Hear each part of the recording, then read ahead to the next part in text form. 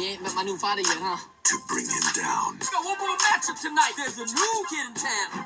I call him Bone because that's what he breaking when he hits. I'm not sure I approve of the company you keep, Mr. Bone. Me neither.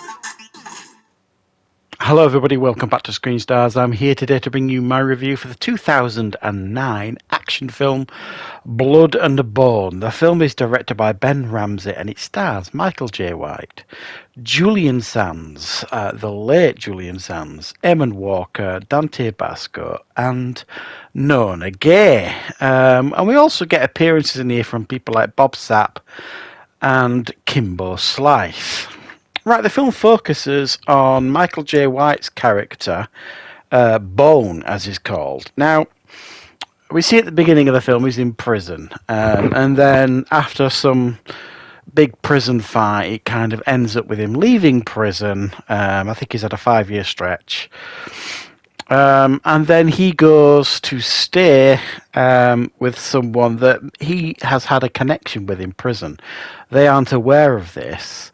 But he is trying to track down the wife and son of his friend in prison who was killed. And he wants to help them. In order to do that, he has to enter an underground fighting club and test his skills and his mettle against some of the most brutal underground fighters. There he comes across Eamon Walker's brutal mob boss, James, who is intent on making Bone fight the ultimate fighter. Right. What are my thoughts on Blood and Bone? Well, this is... I quite fancied this film because I've been seeing clips of this film here and there, like Facebook clips and this, that, and the other on the internet and social media for years, really. And I don't know why I've never really got around to watching this. I like Michael J. White. I think he's a very good action star. He's a very, very talented martial artist, and I have seen him in some things. He's in quite a lot of the Scott Adkins movies. He was in the Undisputed film. Was it the second one, I believe it was, where he played... he played the Ving Rhames character from the first one in the sequel with Scott Adkins. And obviously, he's been in a few Steven Seagal films, stuff like that. But he's a martial arts star in his own right, really, Michael J. White. And I've been kind of toying with the idea of kind of watching, some of his films, some of his starring roles, if you like, where he's the main star of the movies. So that's why I thought I'd give this one a go, because it looked pretty decent. Now, I didn't know an awful lot about it, and to be honest, the only clips I'd really seen of this was the prison fight at the beginning with Kimbo Slice. So I thought this was a prison film, and it's not. It's not a prison film. It's like the Van Damme film, really. You know what I mean? AWOL, where he is taking part in fights in order to help somebody. It happens to be his brother's widow in that film, AWOL. In this one, it is a very similar storyline. It's the only real comparison I could think of. Is it a well done comparison, if you like? Well, yeah, it actually is very good. Very enjoyable. The action scenes, the martial arts scenes, the underground fighting scenes are all done to a really quite high standard. The film absolutely showcases Michael J. White's ability as a martial artist, and it really stands out. I mean, fantastic stuff, really.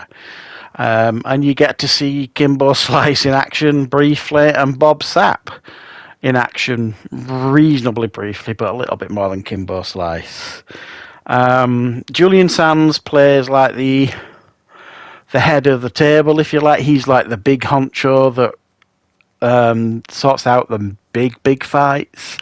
And Eamon Walker's character, James, he's like the guy that works the streets and sorts the fights out on the streets.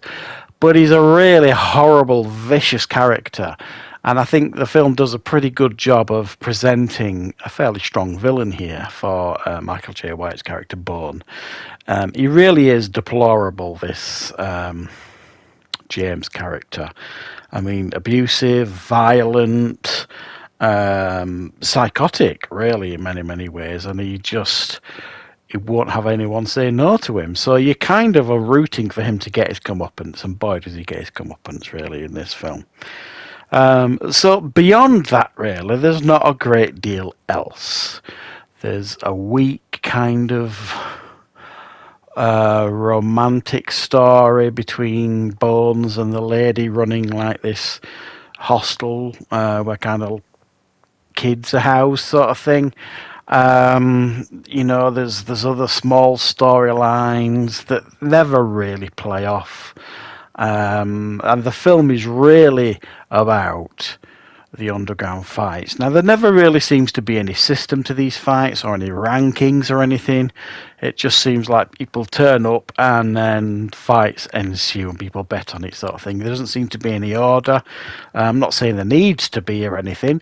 Certainly wasn't in AWOL from what I remember. And I know that's not its proper name. That's its UK name, AWOL, the Van Damme film. It's just I can't remember what the international name of that film was. But I'm sure you know which one I mean. And I did find it very entertaining, this for the most part. Some very, very hard-hitting and brutal martial arts that, looked... they looked full contact at times. It looked very, very painful, some of it. But the film is at its strongest. And this will come as no surprise to anybody that watches films like this. This film is at its strongest when you're getting the martial arts and the fights. When it tries to give you drama and acting, it kind of fails quite miserably, really. In that sense, it's not a film I can recommend if you're going to go into this film hoping to see top-notch action. Top-notch acting. This is really where you're going to see some pretty nicely choreographed martial arts. Spot a few martial arts stars. Gina Carano is in here as well. And have a bit of fun watching some people beating each other up. With a nice villain, a nice enough story, and this kind of heroic character where he's trying to do the right thing. He's a little bit too good to be true. He's born in this film, he seems like he's uncorruptible, but at the end of the day, he was in prison for 5 years, and you never really find out why. So, I don't actually know if he explored this character further in other films. You guys might know a bit more than me. Let me know in the comments if there is a sequel to this. I'll probably be interested in checking it out. But yeah, I'm glad I checked out Blood and Bone. I enjoyed it. As martial arts action films go, it was very, very entertaining. And it's one I do recommend. So thanks for watching, guys. I hope you enjoyed this review.